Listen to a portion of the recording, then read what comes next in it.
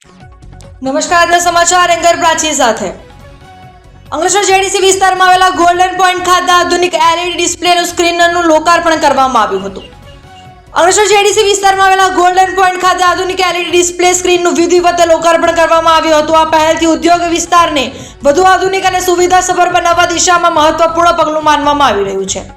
કાર્યક્રમ દરમિયાન જેડીસીના regional manager Vikas Patel, notified area ઓથોરિટીના ચીફ ઓફિસર ચિંતન પટેલ, ઉદ્યોગ મંડળના પ્રમુખ વિમલ જેઠવા, નોટિફાઈડના ચેરમેન પ્રબોધ પટેલ, સેક્રેટરી નિલેશ પટેલ તેમજ ડિજિટલ કમિટીના ચેરમેન યોગેશ પટેલ સહિતના આગેવાનો ઉપસ્થિત રહ્યા હતા.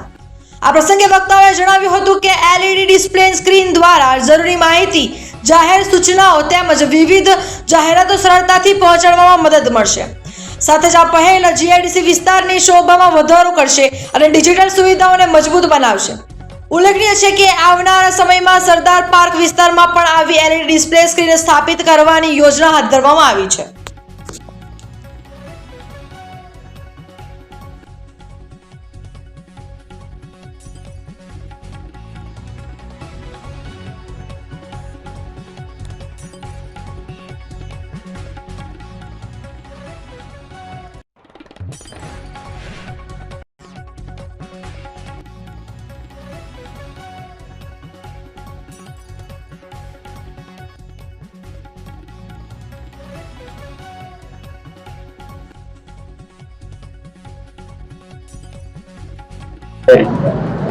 આજરોજ તારીખ 1-4 એપ્રિલ 2000 રોજ હનુમાન જયંતિના આગલા દિવસે આપણે જીઆઈડીસી ખાતે એક LED નું લોકાર્પણ કરવા જઈ રહ્યા છે.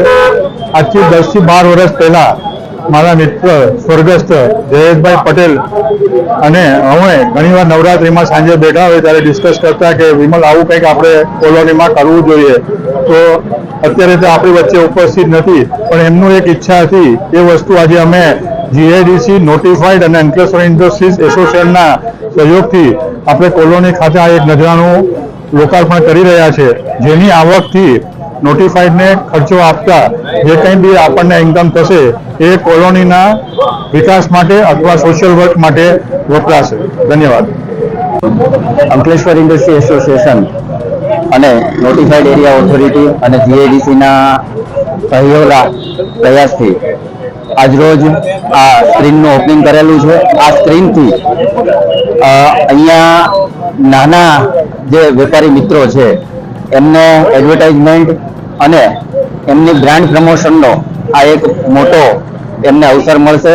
સાથે સાથે આપણી જીઆઈડીસીની શોભા એક ડિજિટલ યુગ પ્રમાણે એક સારું એવું રિપ્રેઝેન્ટેટિવ થશે અને આ સ્ક્રીનથી જે કંઈ પણ ઇન્કમ થશે તો આવનારા ભવિષ્યમાં આના જેવા ઘણા બધા પ્રોજેક્ટ ડિજિટલ યુગને સાર્થક કરીએ એ પ્રમાણેના પ્રોજેક્ટો શક્ય બનશે. આભાર.